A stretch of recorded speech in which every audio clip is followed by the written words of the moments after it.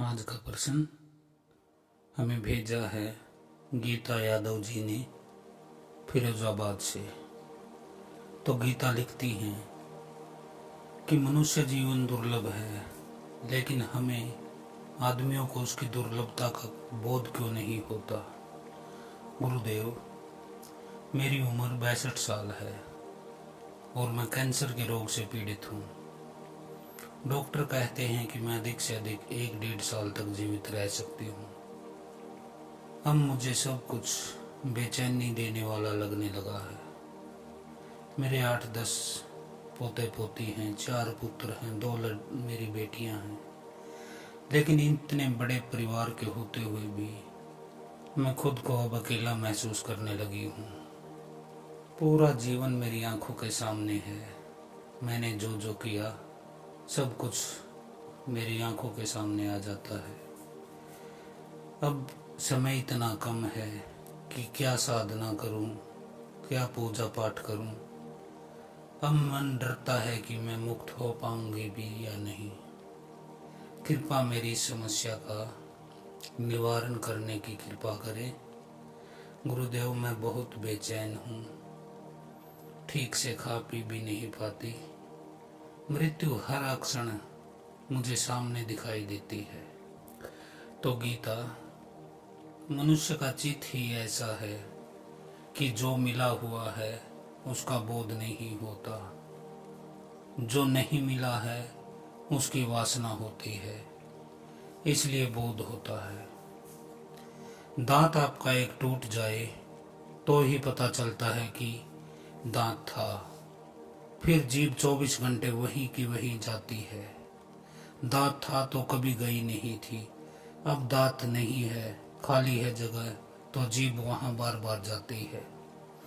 जिसका अभाव हो जाता है उसका हमें पता चलता है, जिसकी मौजूदगी होती है उसका हमें पता नहीं चलता। मौजूदगी के हम आदी हो जाते हैं।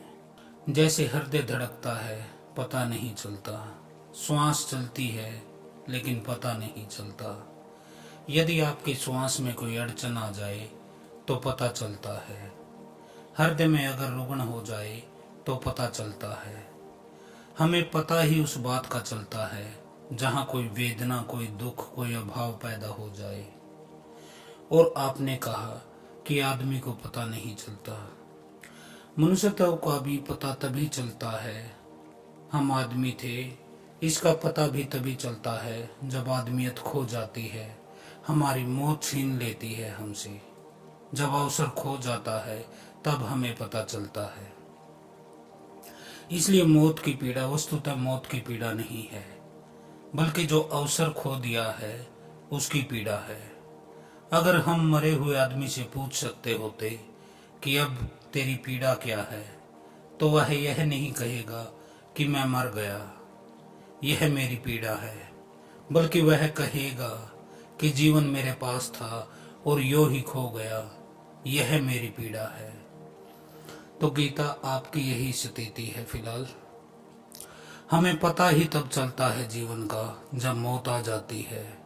इस विरोधाभास को आप ठीक से समझ लीजिए, फिर मैं आपको आगे की विधि बताता हूँ। आप किसी को प्रेम करते हैं, आपको उसका पता नहीं चलता कि जब तक कि वह खो न जाए। आपके पास हाथ है, उसका पता नहीं चलता, अगर वह कल टूट जाए तो पता चलेगा कि हाथ था। जो मौजूद है हम उसके प्रति विस्मृत हो जाते हैं। खो जाए न हो तो हमें याद आने लगती है। यही कारण है हम आदमी की तरह पैदा तो होते हैं, लेकिन हमें पता नहीं चलता कि कितना बड़ा अवसर हमारे हाथ में है। मछली को कहते हैं समुद्र का पता नहीं चलता। मछली को समुद्र से बाहर डाल दे रेत पर, वह तड़पे, तब पता चलता है कि जहाँ वह थी वह सागर था। तब उसे पता चलता है पानी के राज का, जीवन था। जहाँ अब वह है वहाँ मौत है। और जिस मछली को सागर का पता चल जाए तो वह संतता को उपलब्ध हो जाती है कि सागर है। जिस आदमी को आदमियत का पता चल जाए बिना जीवन को खोए, पता चल जाए कि उसके जीवन में क्रांति घटनी शुरू हो जाती है। महावीर हैं, बुद्ध है, कृष्ण है, नानक है, कबीर है, उन सब की सारी चेष्टा यही है कि हमें पता चल जाए तभी जबकि अवसर शेष था। तो शायद हम उस अवसर का उपयोग कर लें, तो शायद हम उस अवसर को स्वर्णिम बना लें, शायद हम अपने जीवन को और बेहतर परम जीवन में ले जाने का मार्ग बन सके। अगर पता चल जाए उस दिन जब हाथ से सब छूट जाता है, तो उस पता चलने में कोई सार्थकता नहीं है। मगर यह तो मन का नियम है, मन को अभाव का पता चलता है। आपने कहा कि मेरे 4 पुत्र, 2 बेटियां, 8-10 पोते पोतियां हैं, लेकिन खुद को अकेलापन महसूस करती हूँ। यह सब आप इसलिए कर रहे हैं क्योंकि जीवन की डोर अब थोड़ी रह गई है। आपको मैं बताता हूँ, गरीब आदमी को पता चलता है धन का, अमीर को धन का कभी पता नहीं चलता है। जो नहीं है हमारे पास वह दिखाई पड़ता है, जो है उसे हम भूल जाते हैं। इसलिए जो जो आपको मिलता जाता है आप भूलते चले जाते हो, और जो नहीं मिला है उस पर आंखें अटकी रहती हैं। यह सामान्य मन के लक्षण हैं। इस लक्षण को बदल लेना ही साधना है। जो है उसका पता चले तो बड़ी क्रांति घटित होती है। अगर जो नहीं है उसका पता चले तो आपके जीवन में सिर्फ असंतोष के अतिरिक्त कुछ नहीं होगा। जो है उसका पता चले तो जीवन में परम तृप्ति छा जाएगी।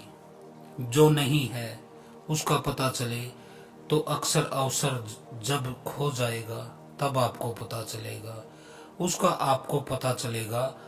और अवसर आने से पहले, अवसर आते ही बोध हो जाए तो हम अवसर को भी जी लेते हैं, अन्यथा हम चूक जाते हैं। इसलिए ध्यान वह है जो देखने की कला है, और मन जो नहीं है उसकी वासना करने की विधि है। आपने कहा कि डॉक्टर कहते हैं कि 1-1.5 साल तक मैं जीऊंगी और मुक्ति कैसी मिले। तो ये कोई बड़ी घटना नहीं है। मृत्यु तो सबकी आनी है, किसी की 7 दिन में आनी है, किसी की 70 साल में आनी है, उससे कोई फर्क नहीं पड़ता। लेकिन अगर आप जीवित ही ध्यान की विधि के द्वारा अपने अंदर अपने साक्षात्कार को उपलब्ध हो जाएं, यह जान लें कि मैं जो हूँ वह शरीर नहीं है, जो मेरे अंदर बैठा है, श्वास ले रहा है, वही मैं हूँ, तो आप यह जान पाओगे कि शरीर की मृत्यु होगी, आपकी नहीं होगी। इसको जानने के कारण आप मुक्त हो, आप शुरू से ही मुक्त हो। इसमें आपको कुछ घबराने की जरूरत नहीं है, लेकिन आपको इसके लिए ध्यान के द्वारा स्वयं को जानना होगा। क्योंकि आत्मा अमर है, लेकिन उस आत्मा को जब तक आप साक्षात्कार नहीं कर लेते तब तक आप जान नहीं पाएंगे। वैसे तो दुनिया में सब जानते हैं कि आत्मा अमर है, लेकिन ये कहने से आपके जीवन में कोई बदलाव नहीं आएगा जब तक कि आप उस आत्मा को देख नहीं लेते, आप जी नहीं लेते, उसको महसूस नहीं कर लेते कि आत्मा मैं हूँ। और ये जो हाड़ मांस का, मिट्टी, अग्नि, पानी, वायु और आकाश के 5 तत्वों से बना शरीर है, ये तो इन्हीं 5 तत्वों में मिल जाएगा जिससे यह बना है। तो आपको घबराने की जरूरत नहीं है। 1 साल बहुत बड़ा समय है, बहुत लंबा समय है। ध्यान तो एक ऐसी विधि है जो मृत्यु से एक क्षण पहले भी आप जाग जाओ तो आप मुक्त हो। तिब्बत में ऐसी एक विधि है, जब कोई आदमी मरता है तो उसके परिजन उसके तरफ चारों तरफ इकट्ठे हो जाते हैं और उससे कहते हैं कि जागते रहना, क्योंकि जो जागता जागता मर जाता है फिर उसका जन्म नहीं होता। अगर होता भी है तो केवल एक ही जन्म होता है। जो जागते हुए मरता है वह जानता है कि शरीर मर रहा है, मैं नहीं मर रहा हूँ। और जो जागते हुए मरता है वह जागते हुए भी जन्म लेता है। अभी जब हम मरते हैं तो बेहोशी में मरते हैं और जन्म हमारा बेहोशी में होता है। इसलिए हम अगले जन्म में जाने के बाद हमें याद नहीं रहता कि हम पीछे क्या थे और हमने क्या किया था, और मैं कौन हूँ, मैं क्यों हूँ, मैं कहाँ से आया हूँ और मुझे कहाँ जाना है। तो तिब्बत में यही विधि इसीलिए चालू की गई थी कि आदमी को मरते हुए बेहोश न होने दिया जाए। आप मरते समय बेहोश क्यों होते हो? आप डर के कारण होते हो। मरते समय कोई पीड़ा नहीं होती, केवल डर होता है। और वो डर क्या होता है? संसार छूटने का डर। आपने कहा कि मृत्यु आपकी आंखों के सामने आ जाती है, आपका पूरा जीवन आपकी आंखों के सामने आता है। तो इन्हीं चीजों से आप डरते हो कि आपने अवसर खो दिया है, पूरा जीवन आपने बिता दिया है, लेकिन आपने परमात्मा को नहीं पाया, मुक्ति को आप कभी नहीं पा सकोगे। केवल इस डर से आदमी जब मृत्यु को प्राप्त होता है तो वह बेहोश हो जाता है। अगर वह जागता हुआ मरे तो वह मुक्त है और जागता हुआ ही जन्म लेगा। अगले जन्म में जहाँ से आपने खत्म किया था वहीं से आपकी शुरुआत होगी, वो आपका अंतिम जन्म होगा। महावीर, बुद्ध, कृष्ण, नानक, कबीर, रहदास, दादू, जितने भी ये जागृत पुरुष हुए, बुद्ध पुरुष हुए, इनका ये आखिरी जन्म था, क्योंकि इन्होंने जागते हुए जन्म लिया था, बेहोशी में इन्होंने जन्म नहीं लिया था। इसलिए आपको जागृत ही अवस्था में मरना होगा। आपको मृत्यु को जीते जी स्वीकार कर लेना होगा। तो ध्यान वह विधि है जिसके द्वारा आप जीते जी मर जाते हो। ध्यान में आपको अपने हाथ से ही मृत्यु को आमंत्रित करते हो। ध्यान में आपको पता चल जाता है कि शरीर आप नहीं हो, और जो अंदर बैठा है, जो ऊर्जा है, जो चेतना है, जो चैतन्य है, वही आप हो। उपनिषद कहते हैं कि एक वृक्ष है, उस पर दो पक्षी बैठे हैं। ऊपर वाला पक्षी ना कुछ बोलता है, ना कुछ कहता है, वह सिर्फ देखता है। लेकिन जो नीचे जो पक्षी है, वह एक डाल से उस डाल पर, उस डाल से तीसरे डाल पर उछल कूद करता रहता है। तो उपनिषदों ने यह कहा है। तो आप उस वृक्ष को अपना शरीर माने, जो आपका ये हाड़ मांस का पंच तत्व का शरीर है, आप वह है, वृक्ष हैं। और उस पर जो दो पक्षी बैठे हुए हैं, ऊपर वाला पक्षी है वह परम चैतन्य है, वह आपकी ऊर्जा है, आपकी चेतना है। आप उसे आत्मा कहें या परमात्मा, वह आप पर निर्भर करता है। लेकिन जो नीचे वाला पक्षी है, जो उछल कूद मचाता है, इस डाल से उस डाल पर जाता है, वह आपका मन है। तो आप इस मन के कारण ही बार बार जन्म लेते हो, इस मन के कारण ही आप वासनाओं में भोगते हो। आपने कहा इतना परिवार होते हुए भी मैं अकेलापन महसूस करती हूँ, तो यह उसी मन के कारण है। क्योंकि जब तक सब ठीक ठाक था, आपको मृत्यु का कोई बोध नहीं था, तब तक इस मन ने आपको खूब दौड़ाया है, इस डाल से उस डाल पे, उस डाल से इस डाल पे। लेकिन जैसे ही मृत्यु आई तो ये मन शिथिल पड़ने लगा। अब यह नए जन्म की उडारी मारने लगा है, यह नई कामनाएं विकसित करने लगा है, ताकि आपको फिर से इस पृथ्वी पर फेंक दिया जाए, उन वासनाओं को पूरा करने के लिए जो कि आपके मन में, आपके इस जीवन में अधूरी रह गई हैं।